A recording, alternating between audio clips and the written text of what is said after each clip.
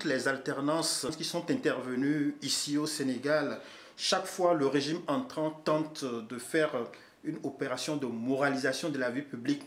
Très souvent, on se rend compte qu'il y a beaucoup de communication, on politise tout et finalement ça donne l'air d'un mirage. Alors, qu'est-ce que ce régime fera de manière différente que les précédents sur cette question de la reddition des comptes? Oui, on peut remonter loin. Hein. Oui. Quand Depuis Abdou Diouf voilà. a créé la CRI, voilà, justement. Hein, pour juste, en fait, une personne. À l'époque, c'était un directeur de banque. Là. Bon. Quand on déroule, quand on arrive à Macky Sall, avec, qui remet la CRI en selle. Résultat des courses. Le seul Karim Wade est épinglé. Et d'ailleurs, son procès finit en queue de poisson. Puisqu'il est extradé avec l'aide des services de Macky Sall d'ailleurs. Voilà, donc effectivement il y a cette référence-là. Sauf que ce qui a été fait ici, c'est qu'on a profité on a mis en avant le pôle judiciaire financier. Et la CRI a été condamnée par tout le monde, par la CEDEAO, etc. Non mais là cette fois, c'est le pôle judiciaire financier qui s'occupe des poursuites et qui s'occupe du jugement. Hein, parce qu'il a plusieurs chambres. Il y a une chambre d'accusation financière, il y a une chambre de jugement financier et il y a des juges d'instruction. C'est un dispositif qui existe dans tous les pays démocratiques, d'une manière ou d'une autre. Donc avec un dispositif comme celui-ci, on ne peut pas dire que c'est un règlement de compte. Puisque c'est tout à fait des institutions, c'est une institution qui est habilitée, ce sont des juges qui jugent et qui condamnent ou qui ne condamnent pas. L'autre chose, c'est que dans ce dispositif, c'est que, comme on dit, on inverse la charge de la preuve. C'est-à-dire la CRI, on a demandé à Karim de prouver qu'il n'avait pas pris l'argent qu'on l'accuse d'avoir pris. Alors qu'ici, il ne s'agit pas de ça. Il s'agit de, au contraire, on instruit l'affaire pour montrer pour établir un dossier avec des preuves, voilà. Et on le juge sur ça. Soit on l'acquitte, soit on le... Est-ce que tout cela est suffisant pour rassurer? Vous n'êtes pas sans savoir que depuis des années, on soupçonne, on accuse la justice d'être soumise à l'exécutif. Est-ce que les arguments que vous avancez sont suffisants pour rassurer les Sénégalais et surtout les accusés? Oui, on le verra bien. On verra bien, je veux dire, on jugera, c'est le cas de le dire, sur pièce. C'est-à-dire que dans le cas de Karim Wade, on a jugé les plus hautes instances internationales, la CEDEAO, la Cour internationale, etc., a jugé. On verra le jugement qu'ils feront cette fois-ci. Très bien, donc le temps... Je crois que pour Pastef, c'est une occasion justement de montrer l'impartialité de la justice. Et par ailleurs, Pastef n'a aucune raison, je dirais, de vouloir de régler des comptes. C'est la raison de Pastef, qui depuis avant d'arriver au pouvoir, qu'il répète tout le temps, c'est de faire la reddition des comptes. D'accord? Donc il n'y a pas de motivation strictement politique là-dedans. Donc, mais on verra je ne peux pas dire d'emblée que ça se passera comme prévu, que le pôle judiciaire financier se comportera comme il doit se comporter, c'est-à-dire loyalement, en faisant faire ressortir la vérité et en jugeant en toute impartialité. Très bien. Les preuves. Très bien. Alors, le président Diomaye Faye, pendant la campagne électorale, bien qu'il fût en ce moment dans les liens de la détention, il avait fait signer le pacte de bonne gouvernance démocratique comme 12 autres candidats à cette élection. Ce pacte de bonne gouvernance, je le rappelle, il est issu des conclusions des Assises nationales de 2009 et des recommandations de la Commission nationale de la réforme des institutions CNRI que Macky Sall avait lui-même commandé. Alors, le président Diomaye Faye l'a signé, donc sa valeur de promesse. Sa valeur de promesse, c'est un engagement. Alors, aujourd'hui, nous en avons parlé brièvement. Comme il n'y a pas encore eu des débuts de mise en application, les inquiétudes existent. Alors, pensez-vous que le président tient toujours à cet engagement ou bien il s'en était juste servi parce que c'était un argument mobilisateur de l'électorat? Est-ce que ça lui tient à cœur, le pacte? Encore une fois, ce que je dis là n'engage que moi. Oui. Mais mon sentiment, c'est que il l'a fait en toute connaissance de cause. Je vous rappelle qu'auparavant,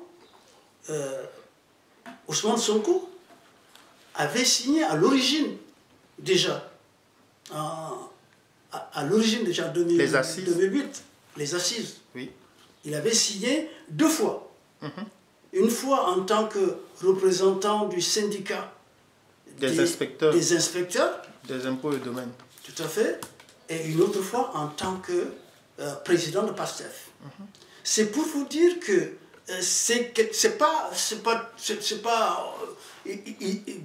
on s'en est pas saisi à l'improviste du pacte de bonne gouvernance. Ça rencontre les convictions profondes et de Diomaye et de Ousmane Sonko. Maintenant, on peut être frustré, je l'ai été, moi, encore une fois, comme je vous le disais, on peut être frustré par la non-mise en œuvre 6 mois après. Moi, je l'ai été. Mais on peut aussi comprendre que ils procèdent encore avec une méthode différente que ce que nous avions envisagé, nous. C'est-à-dire que nous venions tout de suite mettre à plat les assises nationales, la refondation des institutions, etc. C'est la méthode à laquelle, je crois, les membres de la société civile, dont moi, s'attendaient. Mais à l'épreuve des faits, nous nous rendons compte qu'ils procèdent différemment. Ils ont voulu, ils ont estimé qu'ils avaient d'autres urgences. L'urgence de l'Assemblée nationale, de comment manœuvrer avec l'Assemblée nationale, l'urgence de faire l'état des lieux sur le plan financier et budgétaire, l'urgence aussi de mettre en place une équipe de gouvernement. Voilà. Et ceci dit, encore une fois, le pacte de bonne gouvernance prévoyait un délai d'une année entière. On était parti sur la base qu'il serait mis en œuvre au bout, au maximum, d'une année de gouvernance de PASTEF. Comme tu sais, nous en sommes au 6e mois. Donc je veux dire, il n'y a pas lieu de conclure que, en fait, ça n'intéresse pas PASTEF, en fait, il a signé pour des raisons électoralistes. Mais c'est que le président, comme le Premier ministre, ils ont eu beaucoup de prises de parole publiques où ils parlent de la situation du pays, de la gouvernance. Alors, puisqu'ils veulent changer le mode de gouvernance, bon, on aurait pu s'attendre à ce qu'il évoque le pacte pour dire que voilà, nous voulons changer les choses et c'est pour ça que nous allons mettre en application le pacte de bonne gouvernance. Cela rassurerait, ne serait-ce que le fait d'évoquer ces mots-là. Vous ne trouvez pas? Oui, c'est vrai que Ça aurait été sympa qu'il le dise, oui. Mais bon, qu'il ne l'ait pas dit. Oui. Vous savez, les éléments de langage, il faut relativiser leur portée. Hein. Donc on attend les actes. C'est les actes sans les paroles. Oui, Très bien. En politique, c'est vrai, les éléments de langage, ça fait... Oui, bon, oui. Mais en réalité, ce sont les actes. Et encore une fois, soyons patients. Nous autres de la société civile, soyons patients. Ce régime n'a que 6 mois.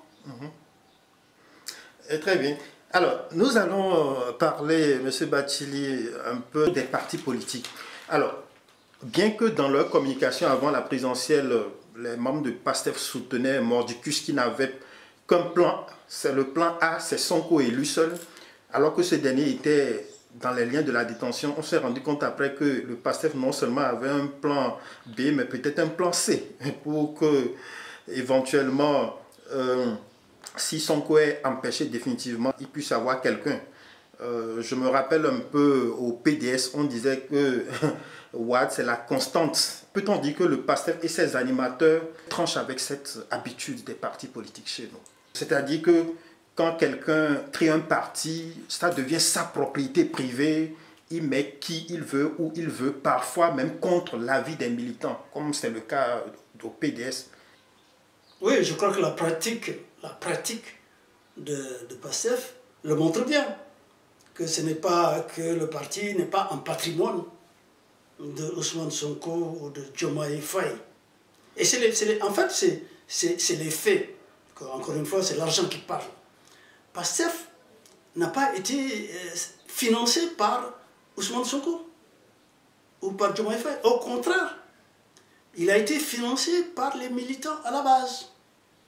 Les militants, surtout ceux de la diaspora, mais aussi ceux d'ici. Il a été financé par des activités génératrices de revenus. Tu as vu comment, à un moment, on a lancé ces bracelets qu'on vendait à 3 000 francs CFA l'unité. Alors, donc ce sont, à la différence du PDS, dont le secrétaire général fondateur disait tout ici c'est moi jusqu'aux chaises, hein? Et l'autre, son complice, de dire on est actionnaire à 100%. Voilà, cette différence-là est fondamentale et elle est saute aux yeux. Donc pour ces raisons-là, on ne peut pas, c'est pas le même ADN en fait, hein, les deux partis. Ouais. Alors quant à le fait que Diomaye est, je dirais, au pied levé, était désigné une fois qu'il a été clair que Ousmane Sonko ne pouvait pas, était interdit de participation. Ça, c'est encore une autre preuve de la nature de ce parti. Ceci dit, bon, à l'extérieur, on a perçu pendant longtemps, et c'était voulu, je suppose, c'est mobilisateur de dire que, parce qu'à un certain moment, l'objectif du parti, c'était de se battre jusqu'au bout pour imposer la candidature de Ousmane Sonko. Mais il y a eu à l'intérieur, il y a eu tout le temps des opinions contraires. Personnellement, j'ai écrit un article, je crois que c'était en début d'année, où je disais il faut une option ABC, une alternative ABC. Donc il y a des gens qui pensaient. Et c'est une fois qu'on a épuisé la procédure, qu'on s'est rendu compte qu'il n'y avait rien à faire. Et qu'en fait, on voulait nous pousser à ça. Et peut-être même à boycotter les élections. Quand on s'est rendu compte de ça, on a dit option, alternative B. Donc le PASTEF, un parti non patrimonial, ne se comporte pas comme tel. Absolument. Oui.